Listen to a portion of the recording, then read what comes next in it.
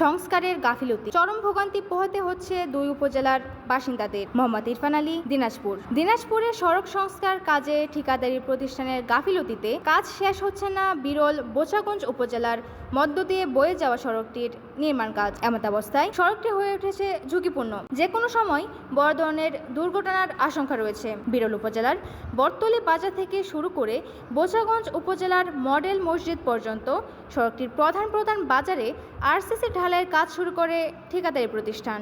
বছর পেরিয়ে গেলেও শেষ হয়নি নির্মাণ কাজ। খানাখন্দকে ভরে গেছে দুই উপজেলার মহাসড়কটি।